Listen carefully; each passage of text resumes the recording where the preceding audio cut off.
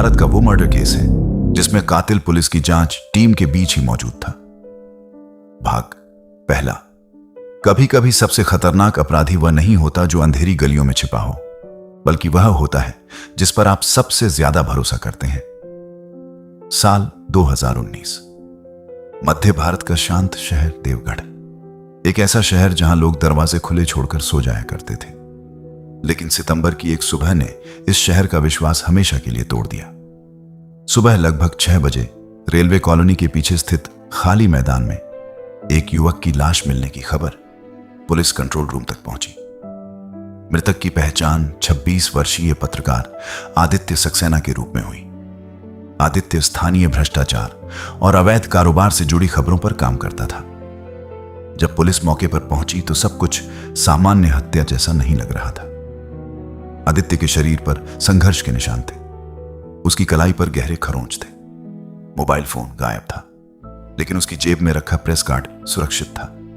यह पहला सवाल था, अगर लूट मकसद थी तो प्रेस कार्ड क्यों छोड़ा गया? जांच की जिम्मेदारी शहर की विशेष जांच टीम को सौंपी गई। टीम का नेतृत्व कर रहे थे इंस्पेक्टर राघव सिंह, तेज दिमाग, ईमानदार छवि और विभाग में शानदार रिकॉर्ड रखने वाले अधिकारी। उनके साथ थे सब इंस्पेक्टर विकास चौहान, एक शांत, अनुशासित और बेहद सहयोगी अधिकारी। किसी को अंदाजा नहीं था कि आने वाले दिनों में यही नाम पूरे केस की दिशा बदल देगा। आदित्य की पत्नी नंदिनी ने बयान दिया कि हत्या से 2 दिन पहले आदित्य बेहद तनाव में था। उसने कहा था कि उसके पास कुछ ऐसे दस्तावेज हैं जो बहुत बड़े लोगों को बेनकाब कर सकते हैं। लेकिन वे दस्तावेज कहां थे? आदित्य का लैपटॉप मिला, उसमें कई फाइलें डिलीट की जा चुकी थी। साइबर टीम ने रिकवरी शुरू की। उधर पुलिस ने आदित्य के कॉल रिकॉर्ड खंगाले। मौत से पहले आखिरी कॉल एक अज्ञात नंबर से आया था। कॉल की अवधि मात्र 40 सेकंड। जांच आगे बढ़ी। आदित्य के सहयोगियों से पूछताछ हुई। किसी ने कहा वह किसी बिल्डर के खिलाफ काम कर रहा था। किसी ने कहा कि मामला स्थानीय नेताओं से जुड़ा था। किसी ने दावा किया कि आदित्य पुलिस विभाग के भीतर फैले भ्रष्टाचार की जांच कर रहा था। इंस्पेक्टर राघव सिंह ने हर दिशा में जांच शुरू कर दी, लेकिन हर सुराग अचानक खत्म हो जाता। कभी कोई गवाह मुकर जाता, कभी जरूरी फाइल गायब हो जाती, कभी किसी रिकॉर्ड में छेड़छाड़ मिलती, जैसे कोई जांच टीम के हर कदम से पहले ही सब कुछ जान रहा हो। नंदिनी ने एक दिन राघव से कहा, सर, आदित्य हमेशा कहते थे कि उन्हें बाहर वालों से नहीं, अपने आसपास के लोगों से डर लगता है। उस वक्त शायद किसी ने इस बात पर ध्यान नहीं दिया, लेकिन यही वाक्य इस केस की सबसे बड़ी सच्चाई बनने वाला था। इसी बीच साइबर टीम ने डिलीट फाइलों का एक हिस्सा रिकवर कर लिया। उनमें सरकारी ठेकों, नकली बिलों और पुलिस विभाग से जुड़े कुछ नामों का जिक्र था। और उन नामों में एक ऐसा नाम भी था जिसे देखकर इंस्पेक्टर राघव कुछ पल के लिए चुप हो गए। वह नाम था सब इंस्पेक्टर विकास चौहान। लेकिन क्या यह सच था या किसी ने जानबूझकर उसका नाम फंसाने के लिए डाला था? राघव ने बिना किसी को बताए विकास की गतिविधियों पर नजर रखनी शुरू कर दी।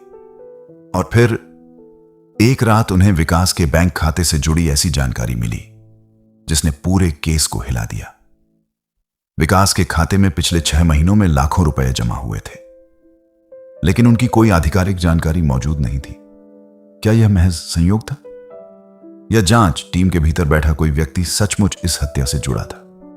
और अगर विकास ही कातिल था तो उसने अपनी ही जांच टीम में रहकर सबको कैसे धोखा दिया? इन सवालों का जवाब देवगढ़ की सबसे खतरनाक रात में मिलने वाला था। जारी रहेगा भाग दूसरा। अगले ही दिन इंस्पेक्टर राघव ने गुप्त रूप से विकास की निगरानी बढ़ा दी। विकास सामान्य व्यवहार कर रहा था। वह मीटिंग में शामिल होता, सबूतों पर चर्चा करता, गवाहों से पूछताछ करता, और हर बार ऐसा लगता जैसे वह सचमुच हत्यारे को पकड़ना चाहता हो। लेकिन उसके फोन की लोकेशन कुछ और कहानी कह रही थी। हत्या वाली रात उसका मोबाइल उसी इलाके में सक्रिय पाया गया था जहां आदित्य की लाश मिली थी। राघव ने सीधे गिरफ्तारी करने के बजाय जाल बिछाने का फैसला किया।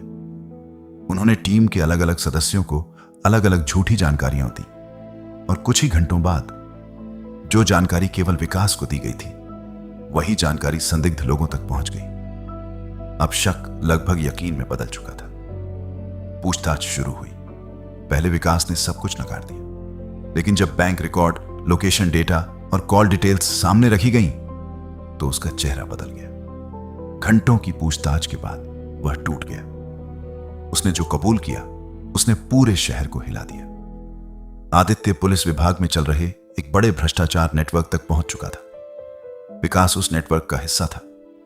उसे डर था कि अगर सच सामने आ गया तो उसकी नौकरी, उसका सम्मान और उसका पूरा जीवन खत्म हो जाएगा। हत्या वाली रात उसने आदित्य को मिलने के बहाने बुलाया। पहले बातचीत हुई, फिर बहस, और फिर गुस्से में उसने आदित्य की हत्या कर दी। लेकिन अपराध के बाद उसने सबसे खतरनाक फैसला लिया। वह खुद उसी जांच टीम का हिस्सा बन गया जो इस हत्या की जांच कर रही थी। उसने सबूत मिटाए, गवाहों को प्रभावित किया, रिकॉर्ड बदलवाए, जांच को गलत दिशा में मोड़ता रहा। उसे विश्वास था कि कोई उस पर शक नहीं करेगा, लेकिन वह एक गलती कर बैठा। उसे लगा कि डिलीट की गई फाइलें कभी वापस नहीं आएंगी। उसे लगा कि उसके बैंक लेन देन पर कोई ध्यान नहीं देगा।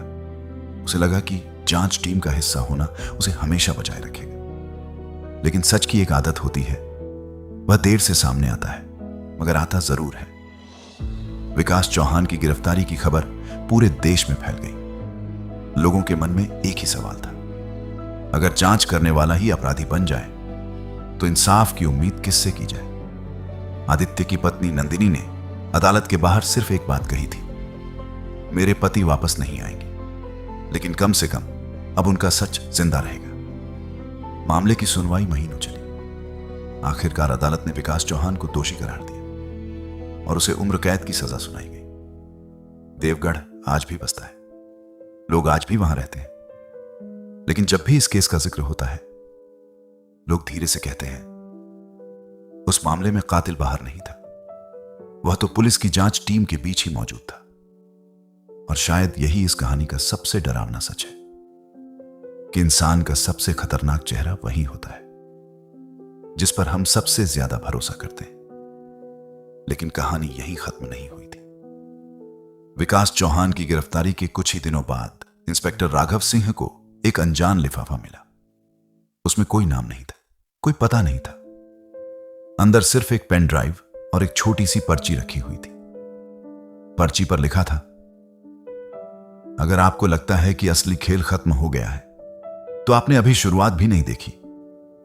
राघव के हाथ ठिठक गए। पेन ड्राइव को साइबर लैब में खोला गया। उसमें कई ऑडियो रिकॉर्डिंग्स थी। पहली रिकॉर्डिंग में विकास की आवाज सुनाई दी, लेकिन इस बार वह किसी से आदेश ले रहा था।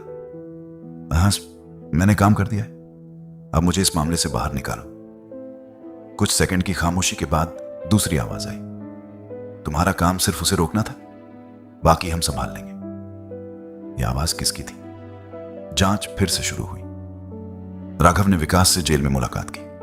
इस बार विकास पहले जैसा आत्मविश्वासी नहीं था। उसकी आंखों में डर साफ दिखाई दे रहा था। तुम अकेले नहीं थे, है ना? राघव ने पूछा। विकास ने कुछ पल तक चुप रहकर कहा, मैंने आदित्य को मारा, लेकिन उस कहानी का मालिक मैं नहीं था। कौन था? राघव गरजे। विकास ने सिर झुका लिया। अगर मैंने नाम लिया तो सिर्फ मैं नहीं मरूंगा। उसी रात विकास चौहान को जेल अस्पताल में भर्ती कराया गया। आधिकारिक रिपोर्ट में कहा गया कि उसे दिल का दौरा पड़ा था, लेकिन पोस्टमार्टम रिपोर्ट ने एक नया सवाल खड़ा कर दिया। उसके शरीर में एक दुर्लभ जहरीले रसायन के निशान मिले। विकास चौहान, जो इस केस का दोषी घोषित हो चुका था, अब खुद एक रहस्यमयी मौत का शिकार बन चुका था। आदित्य की हत्या का सच सामने आ गया था, लेकिन क्या पूरी साजिश का सच कभी सामने आ पाएगा? या फिर कुछ राज ऐसे होते हैं जिन्हें सच जानने वाले अपने साथ कब्र में ले जाते हैं? इंस्पेक्टर राघव ने अपनी अंतिम रिपोर्ट में लिखा, हर केस का फैसला अदालत में हो जाता है, लेकिन हर सच अदालत तक पहुंच जाए यह जरूरी नहीं। सालों बाद भी देवगढ़ में लोग इस केस को याद करते हैं। वे कहते हैं कि आदित्य की हत्या का आरोपी पकड़ा गया था, लेकिन जो लोग पूरी फाइल पढ़ चुके हैं वे आज भी मानते हैं कि उस केस में एक नहीं, कई चेहरे शामिल थे, और शायद